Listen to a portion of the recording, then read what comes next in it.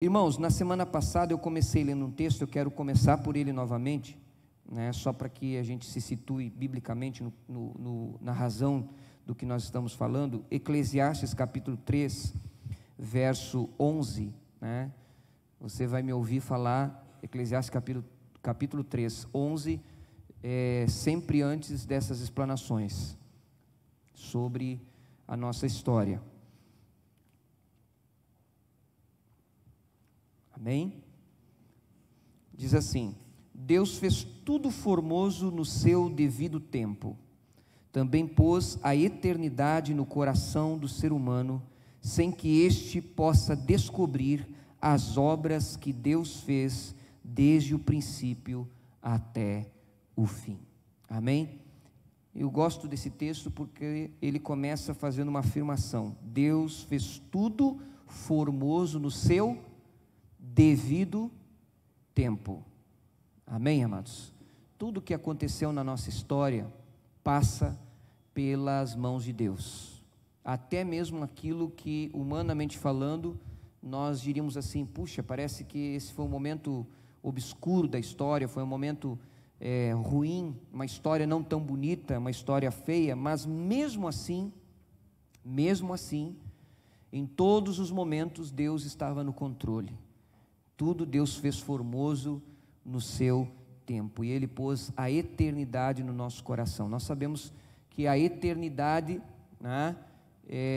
ela nos deixa sem parâmetros, nem para antes e nem para depois. Nós estamos dentro da eternidade. Deus é eterno, e todas as coisas partiram de Deus. Então, nós não temos como medir a eternidade para trás. Também não temos como vamos dizer assim, pensá-la no seu total para frente, porque ela vai muito além do nosso entendimento. Isso é eternidade, mas em toda essa eternidade Deus fez tudo formoso no seu tempo, inclusive no tempo em que nós estamos vivendo hoje. Amém? Isso é muito importante para que a gente possa entender. Vai ter muitas coisas que, como diz o texto, nós não vamos conseguir descobrir, sem que ou seja, o homem possa descobrir as obras que Deus fez desde o princípio até o fim. Mas vai ter coisas que nós vamos conhecer. Um outro texto que eu quero chamar a sua atenção, 1 Coríntios, capítulo 10. Agora aqui é um texto que nos mostra como a história ela é importante. Algumas pessoas não têm talvez o entendimento, mas a Bíblia nos mostra que a história é importante,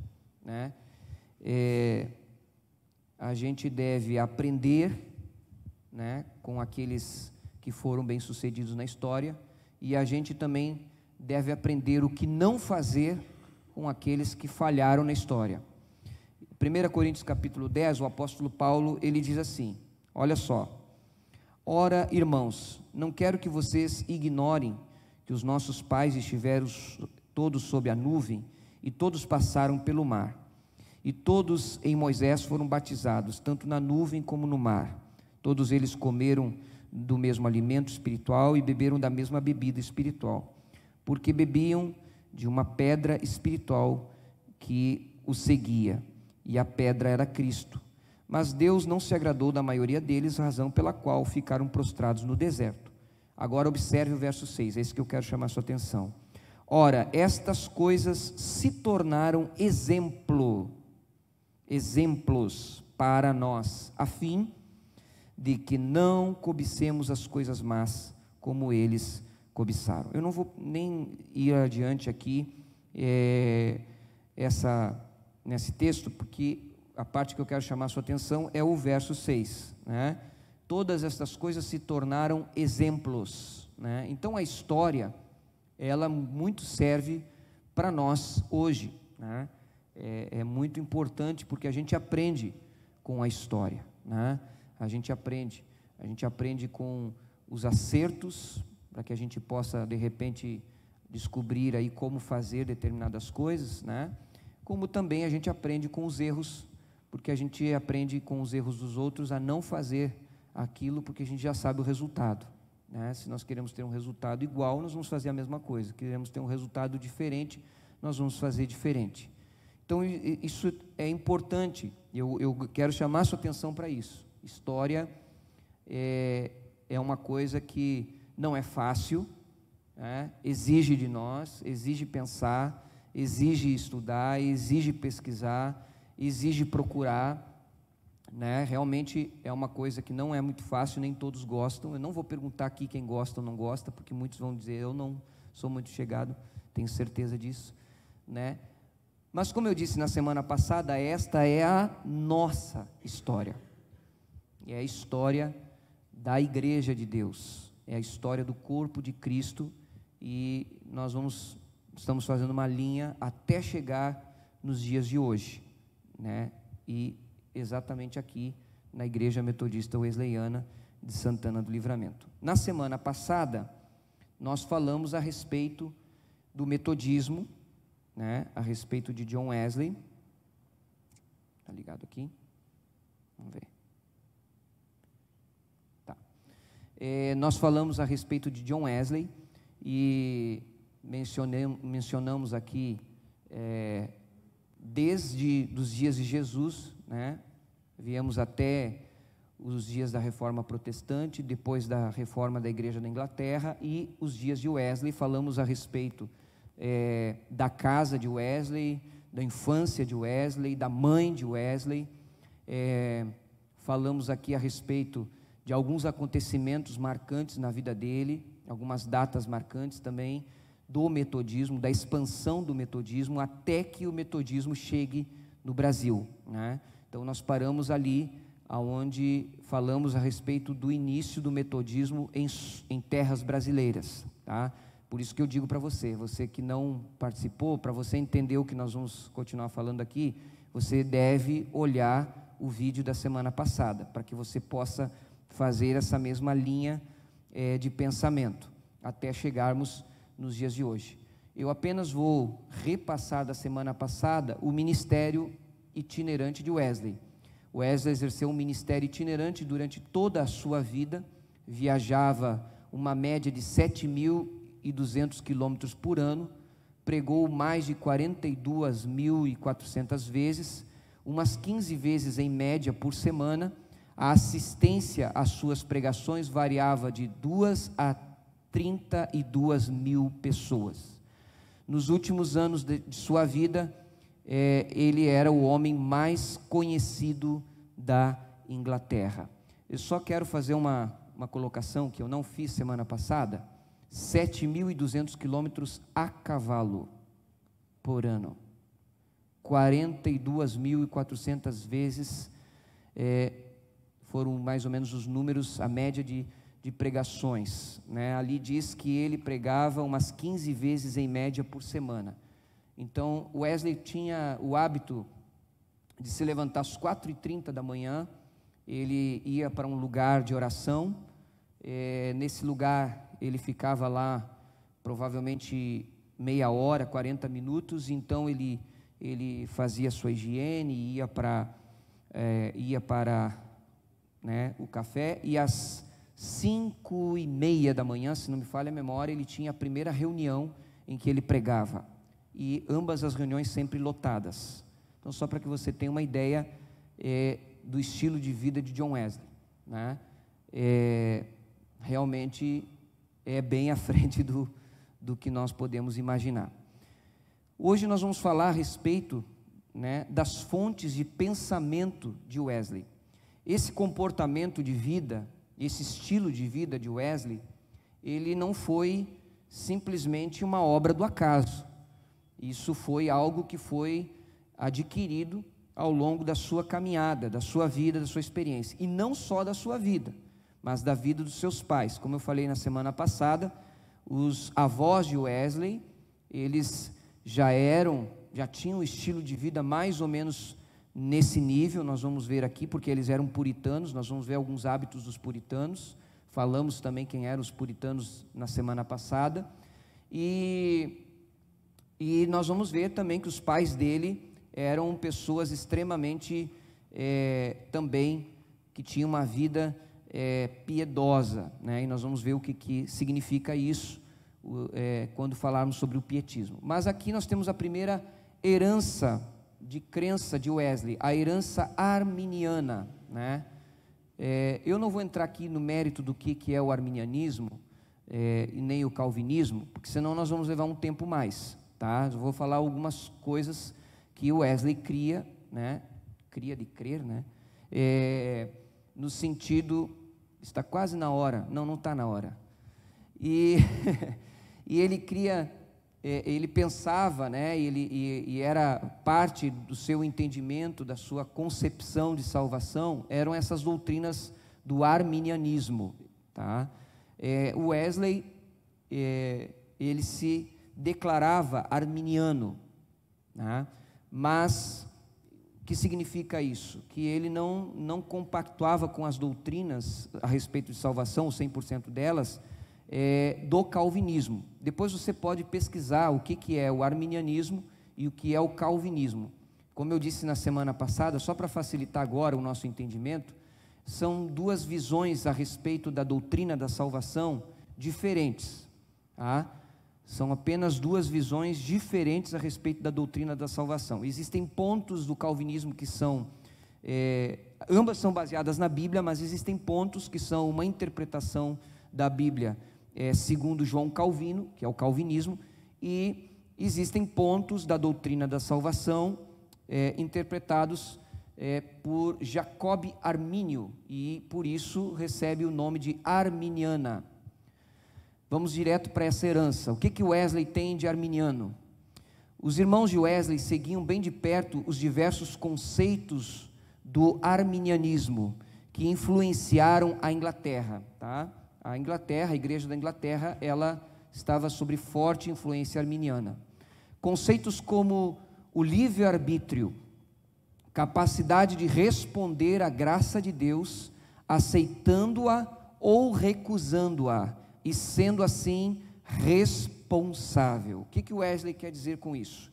Que Deus capacitou o homem, né, para ele tomar a decisão de aceitar, de receber ou não receber a graça de Deus, né? Essa graça que chega até nós através da pregação do Evangelho, e você tem a opção de crer, creu na graça, né? Creu nas boas novas de salvação, creu no Evangelho, então você vai responder à graça de Deus, né? Você já está capacitado a responder à graça de Deus. Mas se ele não creu no Evangelho, recusou, né? Deus deixa a graça à sua disposição, então ele é responsável por recusar a graça, né? Essa é a visão simples, assim, estou tentando ser bem simples para que você entenda qual era a visão de salvação de Wesley. Um outro ponto do arminianismo muito forte é a expiação ilimitada. Cristo morreu por todos e não apenas pelos eleitos, tá? Porque o calvinismo não tinha essa visão. A visão arminiana é a seguinte: Cristo morreu por todos, né? Mas só serão salvos aqueles que crerem em Cristo, aqueles que responderem à graça, né, através da fé. Ou seja, se você não respondeu à graça através da fé, isso não muda o fato de que Cristo morreu por você.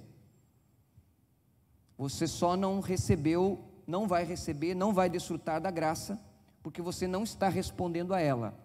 Mas Deus não foi injusto com você. Deus enviou o seu Filho amado para morrer por você também. Amém? Deus o livre, tiver um calvinista aqui hoje. Vamos lá. Pois bem, e Cristo morreu por todos e não apenas pelos eleitos, porque a Bíblia fala de eleição, né? A Bíblia chama aqueles que respondem à graça, né, de eleitos. Mas qual era o entendimento de Wesley? É o mesmo entendimento do arminianismo, né? É que Deus, na sua presciência, no seu pré-conhecimento de todas as coisas, Ele já sabe quem vai crer e quem não vai crer, quem vai se arrepender e quem não vai se arrepender. Por isso, se Deus na sua presciência sabe, né, Ele já sabe quem serão os eleitos, ou seja, quem serão aqueles que vão responder à graça. Mas mesmo assim Deus não interfere no livre-arbítrio.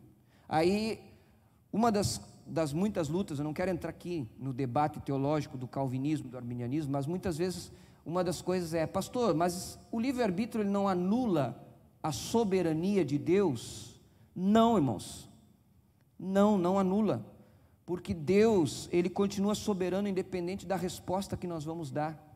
Os planos de Deus não serão frustrados independente da resposta que o ser humano vai dar. Deus enviou seu Filho, Jesus morreu na cruz, não foi em vão.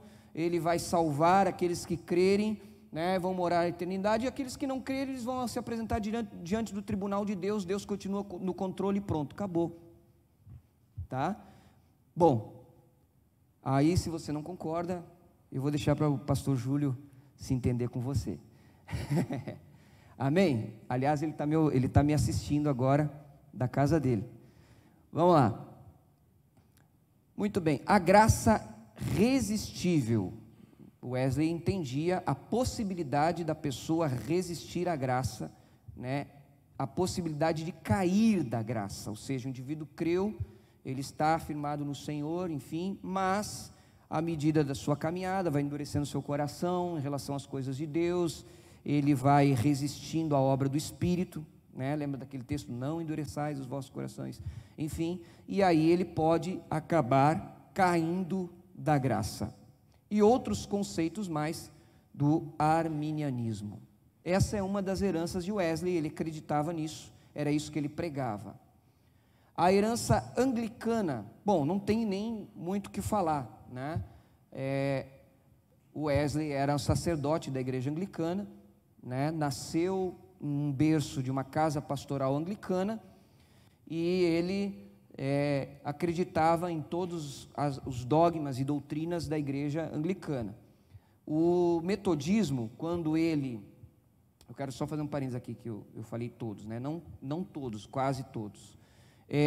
O metodismo primitivo, né? Eles adotaram 25 artigos de religião dos 39 da igreja anglicana, tá? Isso aqui seriam mais ou menos as doutrinas e os dogmas da igreja. Dos 39, 25 foram adotados pelo metodismo, né? Não há um consenso.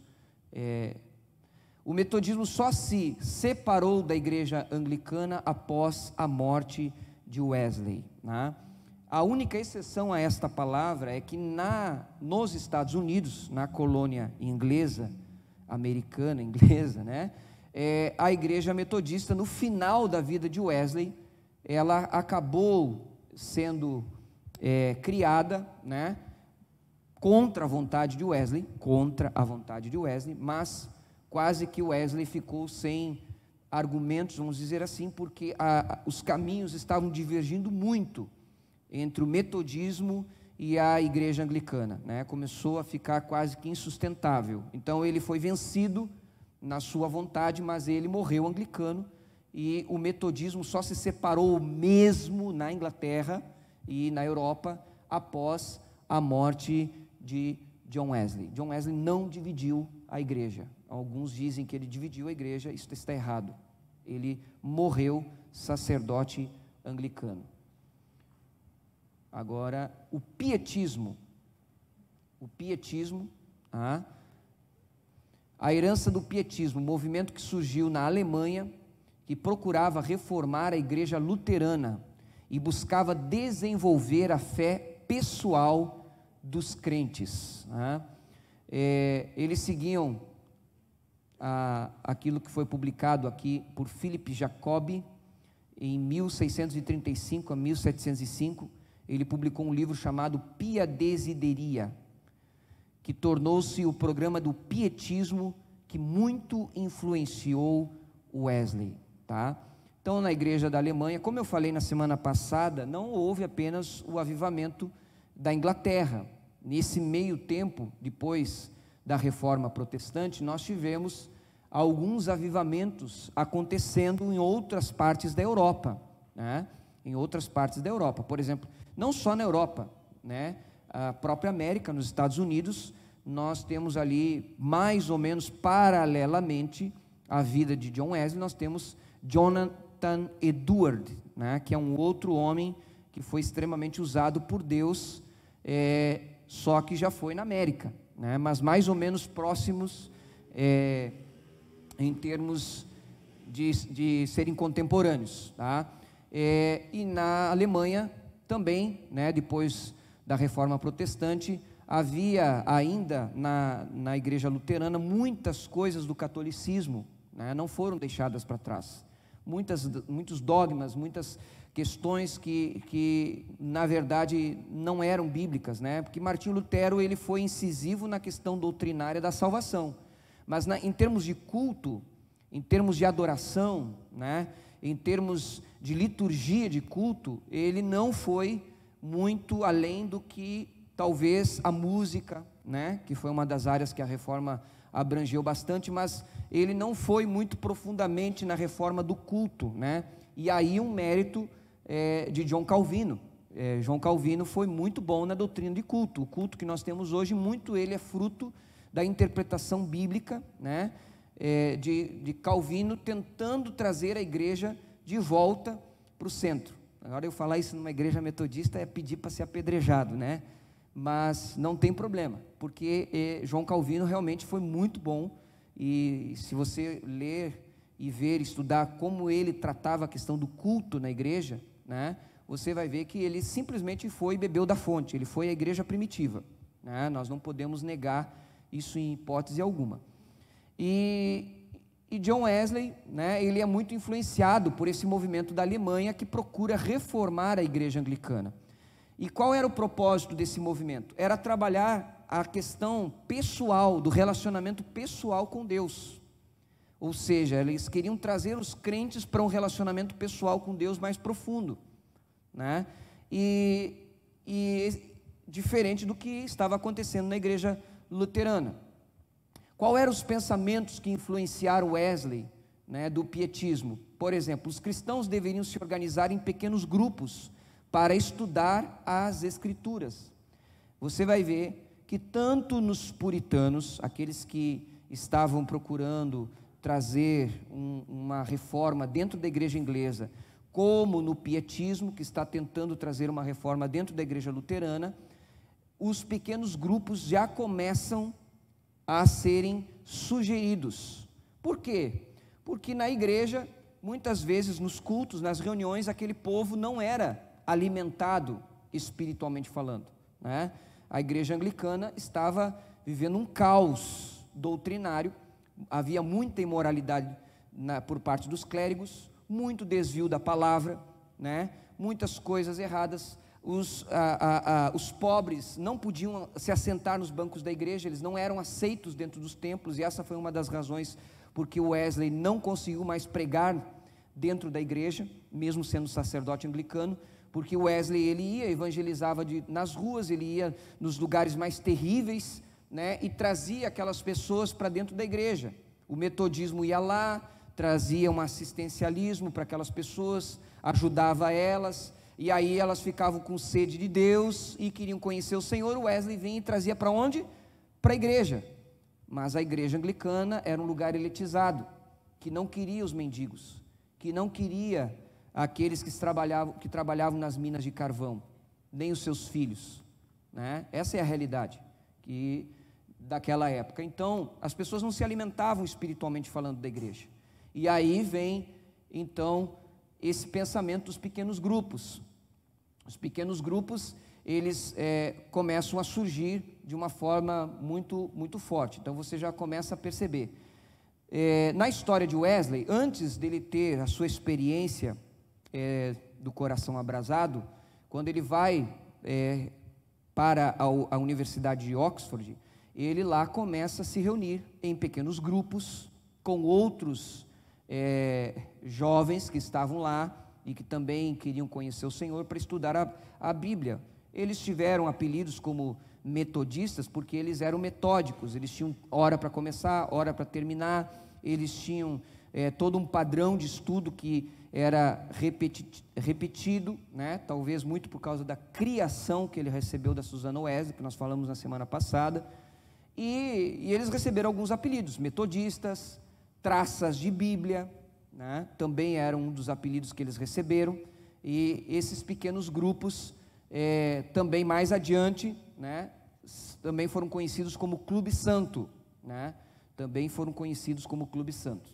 Bom, tornar efetiva a doutrina do sacerdócio universal dos crentes, confiando-os à direção de pequenos grupos de piedade. Bom, grupos de piedade porque esses grupos procuravam despertar aquilo que o pietismo queria despertar na igreja, que era a busca pelo Senhor, a oração, o estudo da palavra, aquele relacionamento pessoal com Deus. Então, todos esses exercícios espirituais, né, são conhecidos a partir do pietismo como obras de piedade, né? Então daí vem uma vida piedosa. Quando a gente fala uma vida piedosa, é uma vida de oração, de estudo da palavra, né, de procurar a doutrina correta, né, e buscar a Deus da maneira correta. E uma das coisas, né, que para chegar lá é que não apenas eles queriam se reunir em grupos, mas eles não precisavam, na mentalidade deles, que houvesse um clérigo, um pastor no grupo. Não, né? Aí vem o entendimento do sacerdócio universal de todos os crentes, né? Ou seja, a igreja, ela não precisa se reunir em grupos e logo ter um sacerdote lá ou ter um pastor lá. Porque na igreja da Inglaterra isso não era possível, era proibido. Era proibido reunir em grupos fora da igreja, como também era proibido alguém que não fosse sacerdote pregar, ensinar, liderar, né? O que hoje é muito comum para nós. Mas era muito terrível isso, porque isso prendia tanto o crescimento da igreja, né, como o crescimento pessoal dos cristãos, porque não exerciam dons. Não tinha como exercer dons nessa realidade. Então o Wesley, ele vai trazendo, né, essa convicção para dentro do seu coração. E depois nós vamos ver que quando ele tem a experiência do coração abrasado, que eles vão pregar, ele vai discipulando homens, né, leigos, para cuidarem de pequenos grupos, né? E aí ele tinha, lógico, as suas exigências. Se não me falha a memória, eles tinham que ler 3 livros por semana, né? Porque Wesley era muito cuidadoso com o que era ensinado, era pregado, né? Ele era muito incisivo nisso. Então ele tinha também um nível muito alto para esses líderes, mas ele entendia que todo homem deveria exercer o seu sacerdócio, porque a partir de Cristo o sacerdócio é universal de todos os crentes. Amém, irmãos? Então, por isso nós também temos essa visão, né? Isso é importante que você entenda. Eu tenho que chamar o pastor aqui. Não, todos nós temos livre acesso a Deus, graças a Deus por isso. Amém? Bom, que os cristãos fossem além do conjunto de doutrinas, mas tivessem experiências com a fé vivente. Ou seja, dentro das igrejas, além das igrejas estarem nesse caos doutrinário, teológico, moral, né? Além disso, o que acontece com as igrejas da Inglaterra, né? Elas só tinham pregação de doutrina, não se pregava a fé, não se pregava ter uma experiência pessoal com Deus, não se incentivava as pessoas a orarem mais, a buscarem mais ao Senhor, né? Se fugia desses assuntos, não se trazia isso. Então uma das coisas que o pietismo queria era trazer isso para os púlpitos da igreja, que as controvérsias entre os cristãos sempre acontecem em espírito de amor. Aqui é algo interessante, eu ia trazer e acabei não lembrando. Por exemplo, eu falei aqui sobre o arminianismo e o calvinismo, né? 2 visões diferentes a respeito da doutrina da salvação. Um dos melhores amigos de Wesley era calvinista, já falei na semana passada, George Whitefield, né? E eles tiveram alguns embates entre eles, alguns debates entre eles a respeito dessas questões, mas nunca romperam o seu relacionamento. E sempre foi uma discussão, dos livros mostra, sempre foi uma discussão em pontos doutrinários. Nunca foi uma discussão pessoal no sentido de, né, você não é crente, você é isso, você é aquilo. Não, sempre foi uma questão muito pontual, era o assunto em si, né? Eles debatiam de uma maneira muito coerente aquilo ali, né? com amor, com respeito. Tanto é, como falei na semana passada, que quando George Whitefield estava às vésperas da morte, estava já com idade, né, ele já deixou organizado o seu velório, o seu ofício fúnebre, e quem ele pediu para fazer o ofício fúnebre foi John Wesley, que morreu depois, bem depois. Então, isso mostra claramente como eles tinham um bom relacionamento entre eles, né? Diferente, às vezes, do que nós vemos nos dias de hoje, que nós temos pastores brigando na internet por causa da doutrina da salvação, né? Essa é uma coisa que não dá para entender, mas amém, vamos em frente. Que pastores recebessem educação quanto a tradições devocionais, ou seja, aquela questão de buscar a Deus, né? Do cristianismo e na prática de dirigir seus rebanhos, além da teologia e de outras questões acadêmicas. John Wesley, ele também acreditava que o pastor deveria ser alguém bem preparado, que deveria cuidar bem da igreja, liderar bem a igreja, cuidar da questão teológica, mas que também deveria ter outras formações, deveria ser alguém culto, né? John Wesley tem até livro de medicina escrito por ele, né? Então, só para que você tenha uma noção do nível acadêmico que ele acreditava e ele queria isso dos seus liderados. E por último, uma outra herança do pietismo, que o púlpito deixasse de ser um lugar de discussões teológicas e de pontos obscuros e recuperar sua função de inspirar, instruir e alimentar os discípulos. Então, o púlpito deixasse de ser esse lugar, né, que muitas vezes estava longe do coração do povo, só fazendo discussões teológicas, filosóficas, e não estava alcançando a vida espiritual pessoal das pessoas. Essa é uma das preocupações de Wesley. Aí nós temos os morávios, né? Quem eram os morávios? Eu até separei aqui, eu vou ler rapidinho para que você entenda, né? Os morávios, eles são refugiados que saíram da Morávia em 1457, na Boêmia, e o nome se deriva exatamente porque eles eram refugiados da Morávia, tá? Eles imigraram para vários lugares do mundo, e eles também estiveram em Londres, e muitos deles estavam em Londres de passada. Em Londres eles não puderam criar uma igreja, né? Eles se reuniam em pequenos grupos, porque a única igreja que era possível ter perdão, eu falei Roma, né, irmãos? Na Inglaterra, em Londres, tá? Eles migraram para vários lugares, dentre eles Londres, tá? Mas eles não podiam criar igreja, eles não podiam, porque a única igreja oficial era a igreja anglicana. Então eles se reuniam em pequenos grupos também, e faziam grupos de oração, meditação, e esses morávios também imigraram para as colônias inglesas na América, que foi quando John Wesley viajou com eles naquele navio indo para a Geórgia, que eu falei na semana passada, da tempestade em alto mar. Então Wesley se impressionou com os moravianos em 1736, numa viagem de navio para a América, tá? Esses morávios também sofreram influência de Martinho Lutero, da Reforma Protestante, né? Então veja, até uma coisa que nós estávamos conversando, o pastor, a respeito disso, porque há alguns que dizem que Wesley não sofreu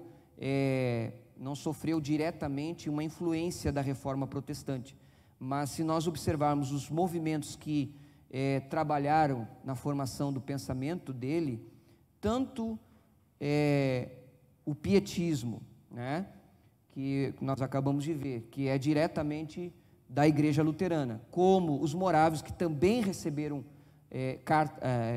os escritos de Lutero, né, também sofreram influência. Então Wesley foi, de alguma forma, influenciado por isso. Foi em conversas, em um período de 4 meses, com um moraviano chamado Peter Boller, né, que Wesley aprendeu sobre fé, e isso foi extremamente importante para a experiência do coração abrasado, né? Eles foram conversando, isso foi instigando aquilo que nós acabamos de falar aqui na oração, né? E foi proporcionando na vida de Wesley essa vontade de ter uma experiência com Deus, essa vontade de conhecer o Senhor, de ter certeza da sua salvação.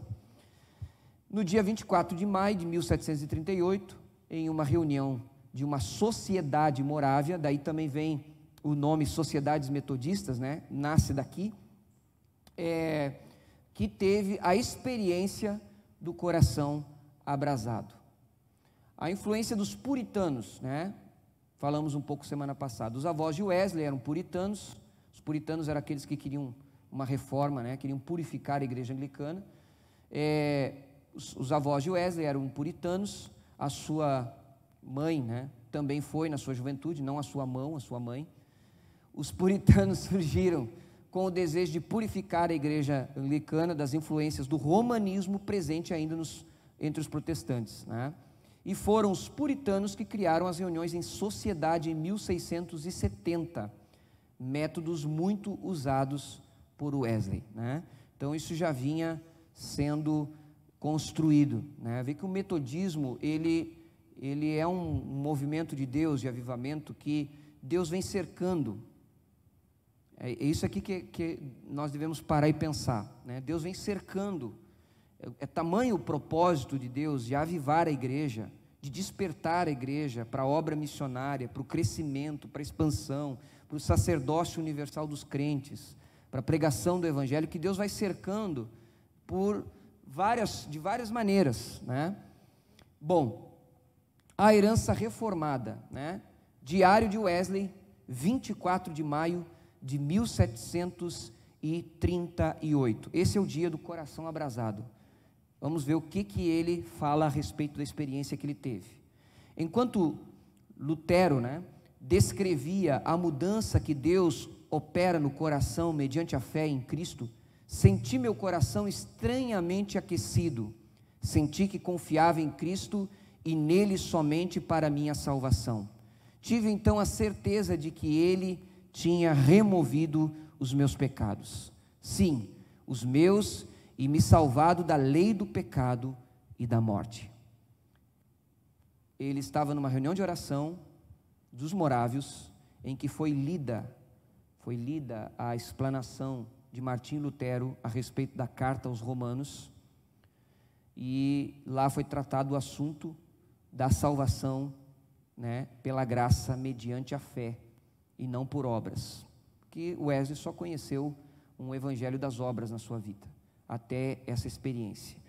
E nesse dia ele foi impactado pelo Senhor, o seu coração estava extremamente aquecido, estranhamente aquecido. Foi algo que ele não soube explicar, né? A história conta que o irmão dele estava doente, Charles Wesley, e quando ele retornou para sua casa, e ele chegou muito feliz em casa, e Charles Wesley sabia que ele estava buscando essa experiência, que ele estava buscando isso. Charles perguntou para ele se ele havia encontrado o que ele buscava, e ele disse: não, eu não encontrei, eu fui encontrado. E diz a história que eles cantaram louvores, porque Charles compunha cânticos, né? Ele era um músico, e que eles cantaram louvores altas horas da madrugada, incomodando os vizinhos. Naquela época já tinha vigília que incomodava os vizinhos, né?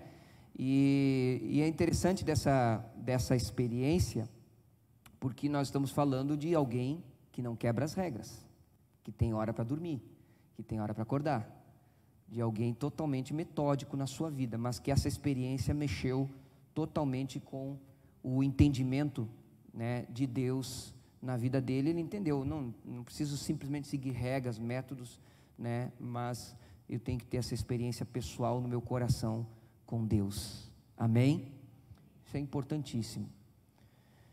E aí, irmãos, nós chegamos até nós, né? Já falei na semana passada a respeito de como o metodismo chegou no Brasil, você pode olhar lá depois, e agora nós chegamos na Igreja Metodista Wesleyana. A Igreja Metodista Wesleyana nasceu nessa data, 5 de janeiro de 1967. Um breve histórico, né? Fundada às 14 horas do dia 5 de janeiro de 1967, na cidade de Nova Friburgo, no Rio de Janeiro, em uma reunião que ficou conhecida como a Reunião da Ponte, pelo fato de ter sido realizada no pátio da Fundação Getúlio Vargas. A igreja foi fundada compondo-se de ministros e leigos que cooperavam na Igreja Metodista do Brasil. A Igreja Metodista no Brasil, existem duas formas do Evangelho entrar no Brasil. Uma é através das colonizações alemãs, né, que trouxeram os luteranos, né, que são muito fortes em algumas regiões do Brasil, porque eles vieram, né, quando os colonos alemães chegaram no país. E nós temos a outra corrente de entrada do Evangelho no Brasil, que é através das missões, os missionários que vieram dos Estados Unidos, né? Esses missionários, eles vieram, e nós temos a igreja presbiteriana, nós temos a metodista, nós temos os pentecostais, que vieram também dos Estados Unidos.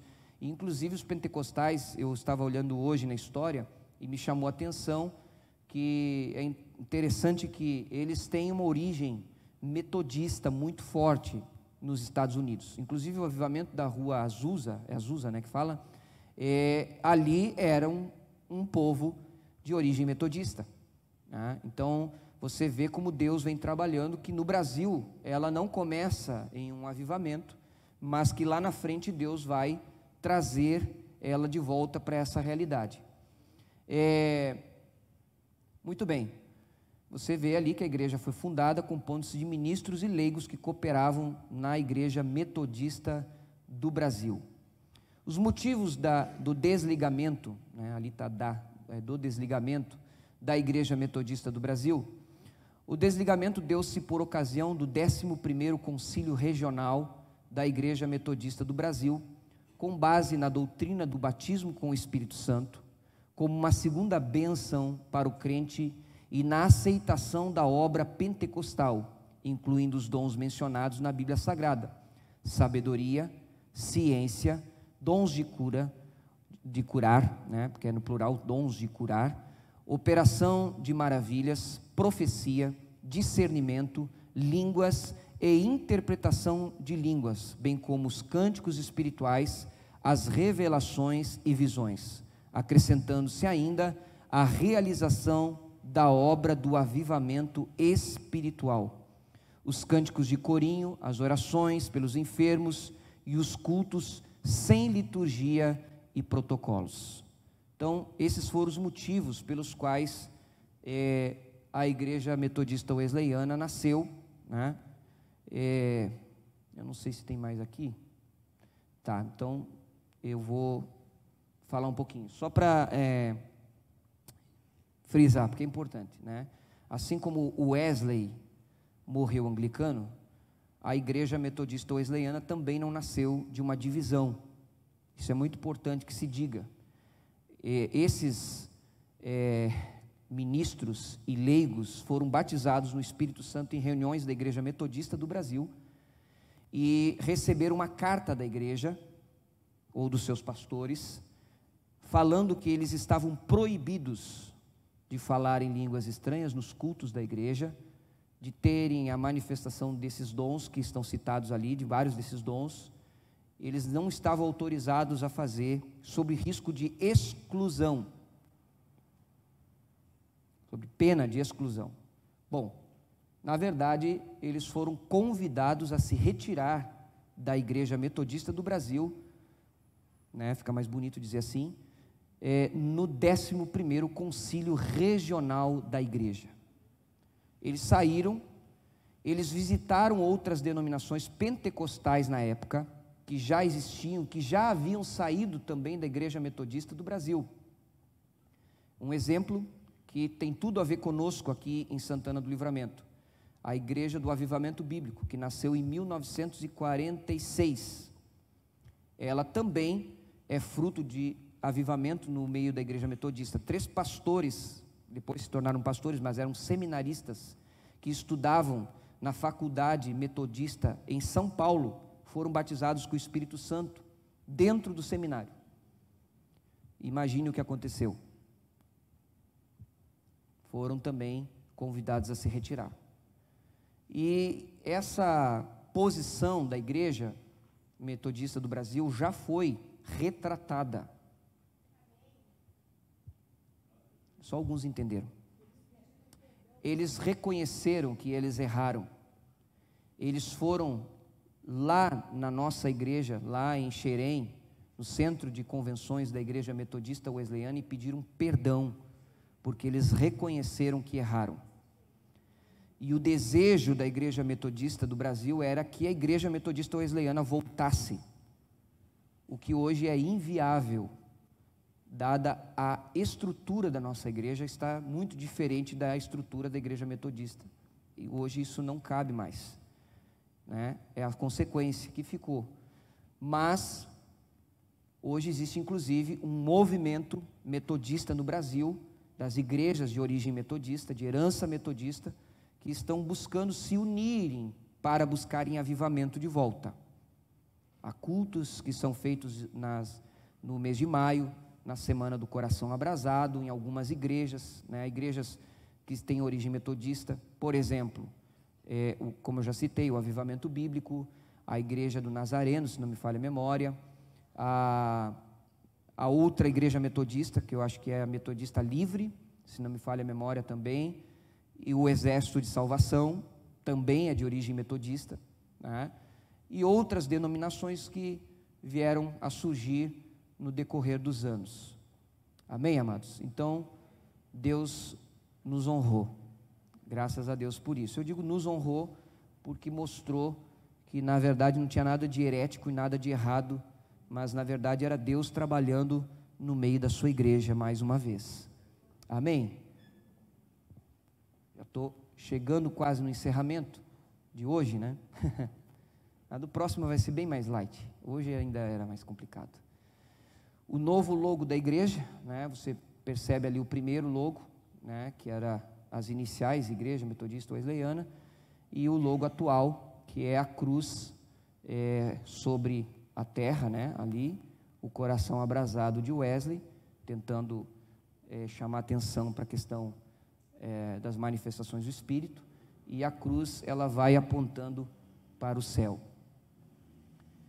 E semana que vem, porque hoje não vai dar mais tempo, né? Nós vamos chegar na Igreja Metodista Wesleyana de Santana do Livramento, que ali na foto está um pouquinho meio difícil ali, mas nós vamos chegar lá. Essa história da nossa igreja, Mateus, qual é o PowerPoint que está aí?